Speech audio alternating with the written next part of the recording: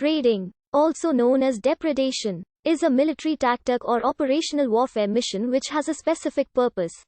Raiders do not capture and hold a location, but quickly retreat to a previous defended position before enemy forces can respond in a coordinated manner or formulate a counterattack. A raiding group may consist of combatants specially trained in this tactic, such as commandos, or as a special mission assigned to any regular troops. Raids are often a standard tactic in irregular warfare, employed by warriors, guerrilla fighters or other irregular military forces. Some raids are large, for example the Sullivan expedition. The purposes of a raid may include: among many tribal societies, raiding was the most common and lethal form of warfare. Taking place at night, the goal was to catch the enemy sleeping to avoid casualties to the raiding party. Cattle raiding was a major feature of Irish society in the Iron Age and forms the central plot of the historical epic Táin Bó Cúailnge. The traditional habit of Bedouin tribes of raiding other tribes, caravans, or settlements is known in Arabic as ghazw. Such activity was still noticed by J.S. Buckingham in 1820s Palestine, not only among nomadic Bedouin, but also among the nominally sedentary villages of Ariha, who left the little land cultivation he observed to women and children, while men spent most of their time riding through the plains and engaging in robbery and plunder, their main and most profitable activity. The Islamic prophet Muhammad made frequent use of raiding tactics. His first use of raids was during the caravan raids, and his first successful raid was the Nakhla raid.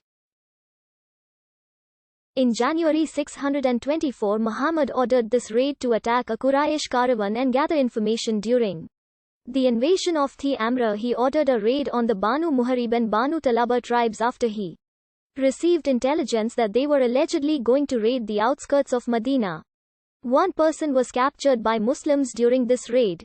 In August 627, he ordered the first raid on Banu Talaba, a tribe already aware of the impending attack.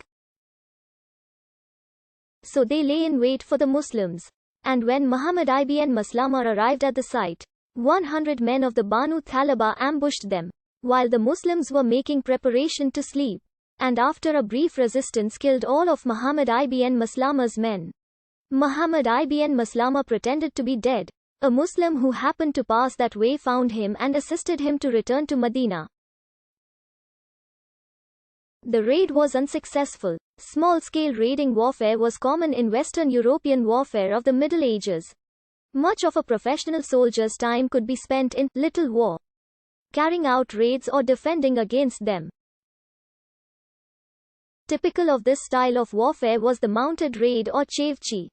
Popular during the 100 Years' War, chavchis varied in size from a few hundred men to armies of thousands, and could range in scope from attacks on nearby enemy areas to the devastation of whole regions, such as that carried out by the Black Prince in southern France in 1355. This last is notable not just for its success and scope but the fact that the raiders deliberately captured records in order to carry out a post-operational analysis of the impact of the raid on the enemy economy.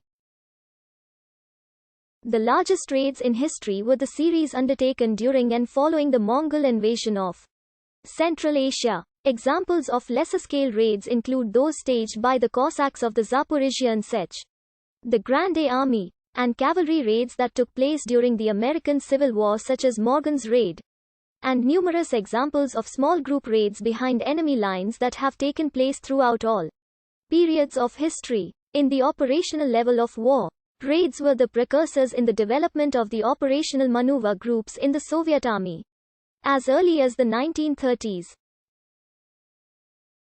raiding by sea was known at the time of the pharaohs, when the shipborne forces of the sea peoples caused serious disruption to the economies of the Eastern Mediterranean. In the early Middle Ages, Viking raiders from Scandinavia attacked the British Isles, France and Spain, attacking coastal and riverside targets.